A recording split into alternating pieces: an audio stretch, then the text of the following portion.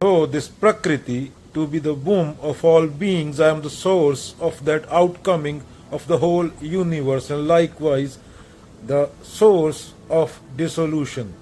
प्रकृति पे कल बात की थी, परा प्रकृति है परा प्रकृति,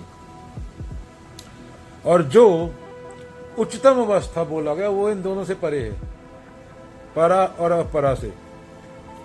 देखने वाला भी नहीं है, दिखने वाला भी नहीं है, वो जिसके कारण दिखता है, सोर्स है वो। तो according to Vedanta, the supreme self is just the witness of all the creation and destruction and not affected by them.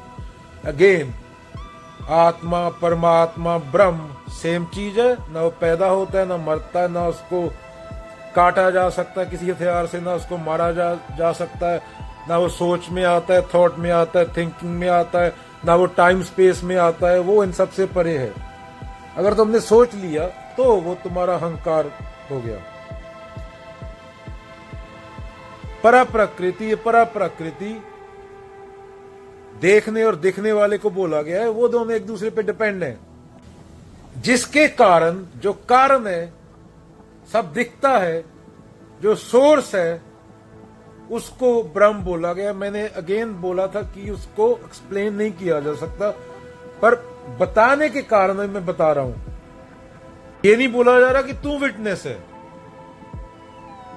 अगर तू विटनेस हो गया तो फिर ईगो हो गया ना, तूने खुद को विटनेस मान लिया, अनुभव करता मान लिया तूने खुद को। ये नहीं बोला जा रहा। जब विटनेस बचे ही ना तेरे अंदर, उसकी बात हो रही है। कोई ऑब्जर्व नहीं कर रहा, ना कोई ऑब्जर्व हो रहा है कुछ। Observer and observe, only observation taking place. एक कविता थी, वो याद आ गई, चलो बोल देते हैं। महाभारत से ही थी, आई थिंक, नाम नहीं याद मुझे, कहीं पे पढ़ा था। चलो थोड़ा पढ़ देते हैं। तुम तो युद्ध करो पार्थ, भुलाकर सब मोह बंधन, रख कर निष्काम भाव, युद्ध करो पार्थ। धर्म का पक्ष रखकर अधर्म के खिलाफ, बड़ों अपनों या गुरुजनों का भान न करो पार्थ, उनकी मृत्यु का भी शोक न करो पार्थ।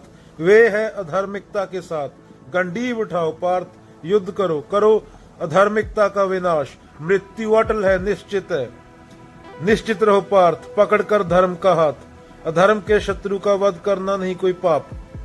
हे कुंती पुत्र अर्जुन, मुझे जानो, मैं स्वयं कृष्ण तुम्हारे साथ। देखकर मेरा रूप विराट, मुझ में मन लगाओ पार्थ। इन इंद्रियों को यूं ही हावी न होने दो, उन्हें नियंत्रित करो निष्पाप। इंद्रिय तृप्ति ये सब अज्ञानियों के काम, इंद्रिय तृप्ति ये सब अज्ञानियों के काम। यश अपयश से प्रभावित ना हो, काम क्रोध लोभ मोह मद मत्सर इन रिपुओं को पहचानो पार्थ। मेरी ओर देखो, मैं सब में समाया हूं पार्थ, हर एक कण अणु में मेरा ही है वास।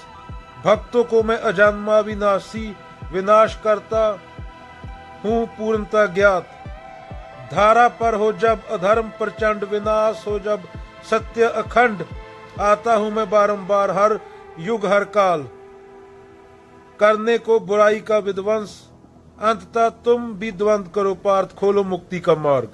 युद्ध करो पार्थ, युद्ध करो अर्जुन। कबीर जी ने बोला, जो मानसिक है माया है, वैसे नागा अर्जुन बोल रहे हैं कि आत्मा अनात्मा ब्रह्म भगवान, यहां तक कि मुक्ति भी अगर बोल दिया तो मन उसकी इमेज बना लेगा। तो सब विषय को हटा दो,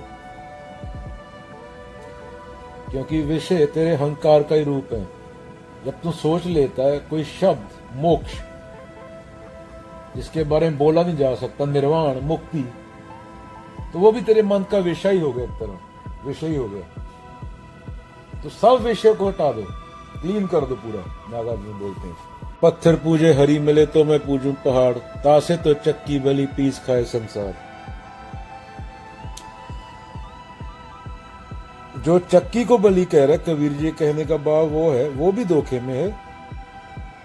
और ऊपर से जो ये दावा कर रहा है कि उसने जान लिया पत्थर पूजे हरि मिले, वो उससे बड़े धोखे में है।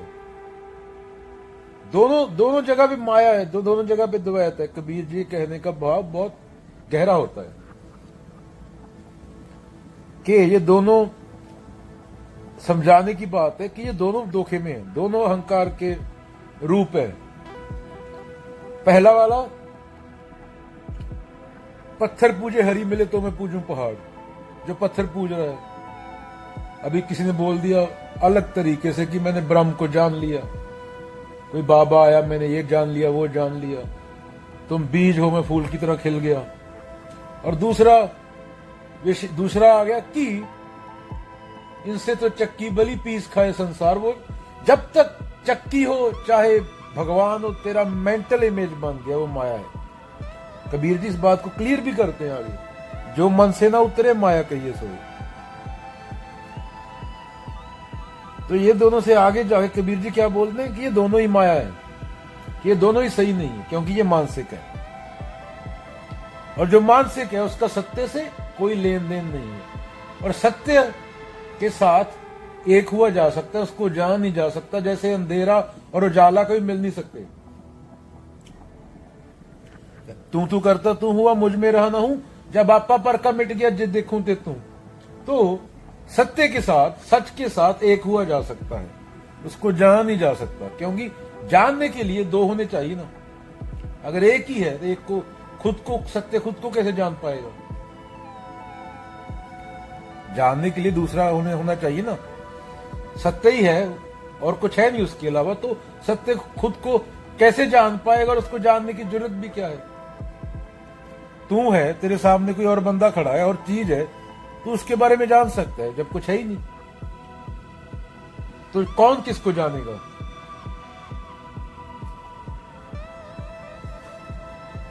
तो जो मूर्ति लेके घूम रहा है वो भी धोखे में है, और जो आत्मा को शब्द बना ले, आत्मा को मानसिक बना ले, जिसका कोई रूप नहीं है, कार नहीं है, प्रकार नहीं है, जो खुद को संत बोल रहा है, जो खुद को स्पिरिचुअल बोल रहा है, वो उससे बड़े धोखे में है, क्योंकि वो खुद को दूसरे से बड़ा मान रहा है। अभी मैं चार बातें बोल के बोलूं कि चार बंदों को कुछ पता नहीं, ईगो है मेरे में, तो वो मैं उससे बड़े धोखे में हूं।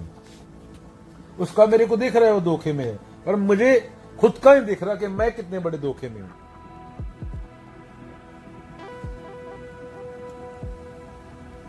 माया सब तजे, झीनी तजी न जाए, पीर पैगंबर औलिया झीनी सभी को खाए। जो लोग बोलते हैं कि मैं परमार्थ का काम कर रहा हूं, मैं कोई अच्छा काम कर रहा हूं, वो उनको पता भी नहीं कि वो झीनी माया है। कर्ता भाव बचाए ना, बोल रहा है मैंने किया, बोलने वाला है ना कि मैंने किया। फूल का खिलना, फूल को बताना नहीं पड़ता कि मैं खुशबू दे रहा हूं। ये एग्जाम्पल दी है, एक संकेतक बात बोली है कि बोलने का जरूरत नहीं होता। ये गुरु अर्जुन देव जी ने भी समझाया है। बोलने वाला कौन होता है? अहंकार, मैंने किया। तो झीनी माया में बड़े बड़े पीर पैगंबर औलिया झीनी सभी को खाए, इसको झीनी माया बोला गया है। एक तो मोटी माया है,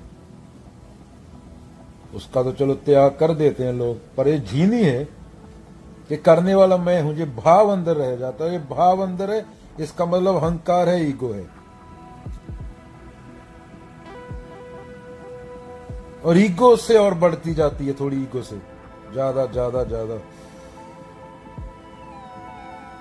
लग रहा होता मैंने किया और कोई कर नहीं रहा, फिर ईगो और आती है और आती है और आती है। झीनी सबको खाए, पीर पैगंबर औलिया।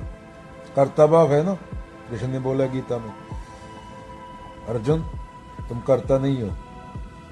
तो बुद्ध उनके सामने जाएंगे जो पीर पैगंबर औलिया, कबीर ने बोला जिन्हीं सबको खाए, तो बुद्ध बोलेंगे कि तुम्हें लग रहा है कि तुमने किया कोई अच्छा काम,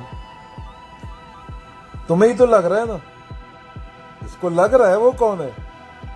समस्या तो उसी की है। यहां लगने वाला है, वहां पे कर्म फल भी है। तो बुद्ध जाके पूछेंगे उससे कि तेरे को लग रहा है कि तूने किया? जिसको लग रहा है वो कौन है? वो अहंकार है।